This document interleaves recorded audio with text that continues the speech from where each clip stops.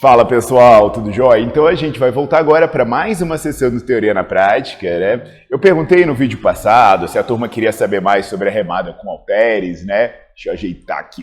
E aí, algumas pessoas pediram, e eu acho bacana, né? Porque é uma variação importante, porque às vezes a academia está lotada, aí as barras estão ocupadas, aí você pode fazer com halteres, ou às vezes até você prefere, é mais prático, não tem que montar, ou o lugar onde você treina vai ser feito com halteres. E se haveria diferença em fazer a remada curvada usando a barra ou usando os halteres?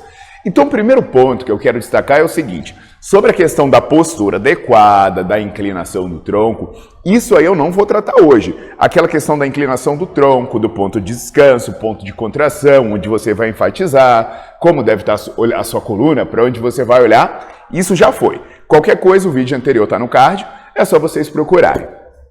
Hoje eu quero fazer uma comparação biomecânica do que é a remada curvada e do que é a remada curvada com halteres e a remada curvada com a barra.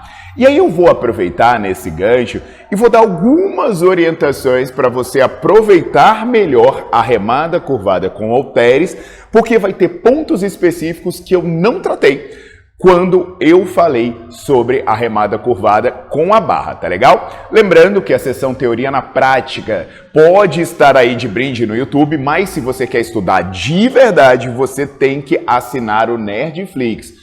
Porque além dessa sessão Teoria na Prática, tem muitas outras aulas. Por exemplo, tem as aulas sobre exercícios de membros superiores, que eu esclareço qual é o melhor exercício para cada agrupamento muscular, qual que você precisa fazer, qual que você não precisa. E aí você pega isso e já vai na aula de dose para saber quantas séries você precisa fazer por semana, já vai na aula de divisão de treino para saber como você tem que organizar, vai na aula de intervalo entre os treinos para saber quantos dias você precisa. Tem tudo lá, velho, tem tudo lá. Então, assim, importantíssimo, se você está assistindo pelo Nerdflix, parabéns por investir em você.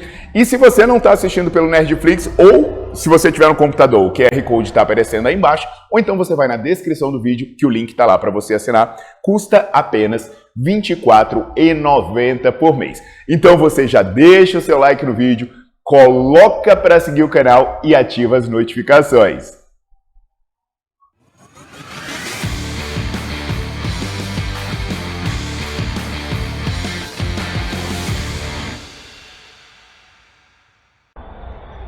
Pessoal, então vamos lá, né? Até esse ângulo é um ângulo diferente do ângulo que vocês viram, né? E aqui vocês estão vendo a minha academia Malharte, o tanto que ela é maravilhosa aí atrás.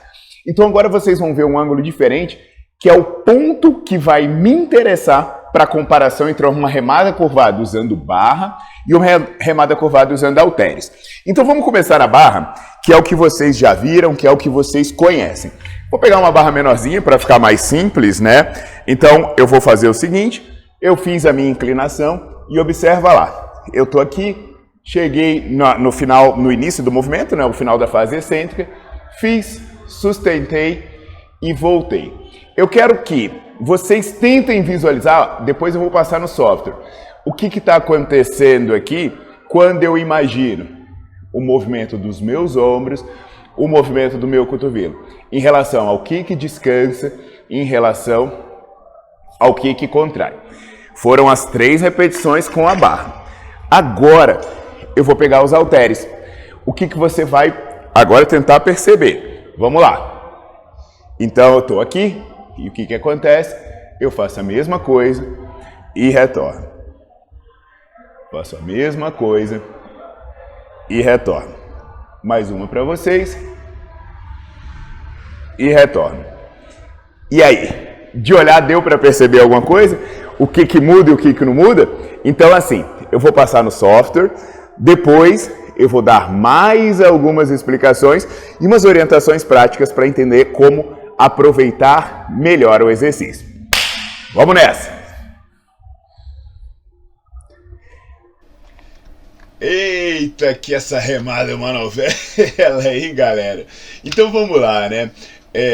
Primeira coisa que a gente vai precisar entender aí é essa questão da zona de descanso. Então o que eu vou fazer? Eu vou colocar um retângulo aí dentro do vídeo, né? Para vocês, um retângulo vermelho, para vocês entenderem o que é a zona de descanso. O que significa isso? Se as suas mãos, né, no caso as minhas mãos entrarem nesse retângulo vermelho, quer dizer que os meus músculos não estão trabalhando tão bem. Então você vai perceber que durante a remada com barra, isso não acontece, né? Não dá para eu colocar as minhas mãos para dentro dessa zona e fazer meu músculo descansar. Então repara que durante a remada com a barra não tem esse tempo de descanso, porque as minhas mãos não entram nesse retângulo. Agora, você percebe que isso acontece muito na remada com halteres. E aí a questão pode ser quanto isso acontece, né? Eu vou calcular para você entender isso direitinho, né? Eu vou colocar um cronômetro, que aí ele vai calcular o tempo da repetição, ele vai começar quando a repetição começar, e aí esse cronômetro vai ter um cronômetro separado que vai calcular o tempo dentro da zona de descanso. Então presta atenção, dá uma olhadinha em como é que a coisa tá. Então você vai reparar aí, pessoal, que deu 0,7 segundos na zona de descanso no começo, continua e dá mais 0,7 segundos na zona de descanso no final. Como uma repetição total tem 4,2 segundos, o que você percebe? Eu passo 1,4 segundos descansando dentro de 4,2. O que significa que eu passo 30% da minha repetição descansando, com o meu músculo trabalhando nada ou muito pouco. Então perceba que coisa interessante, pessoal, como tem detalhes que fazem muita diferença e detalhes que ninguém olha. A gente está todo dia fazendo exercício, a remada é uma ótima opção, aí você vai lá fazer a remada e você perde 1/3 da sua repetição por um vacilo, um pequeno desconhecimento biomecânico. E aí, cara, tanto a gente não observa isso, quanto a gente não tem noção do impacto disso. Então olha só, se você é estudante ou profissional, aí você começa a ver, né? Porque que fala que no Nerdflix você aprende mais do que numa faculdade. Porque quando que a gente aprendeu sobre isso? Quando que alguém te puxou a atenção sobre isso ou fez cálculos sobre isso?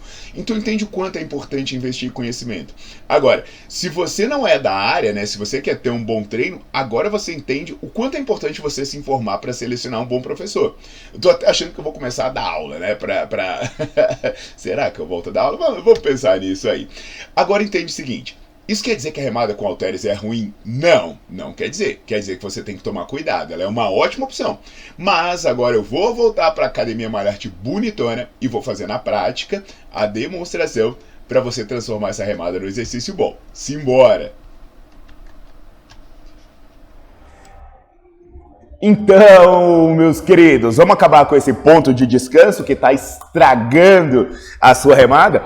Lembra que eu já falei sobre ponto de descanso quando eu falei do supino com halteres, né? Até falei daquela bobagem que é girar as mãos. Então, na remada, a gente vai ter algo muito parecido, né? Porque o que vai acontecer?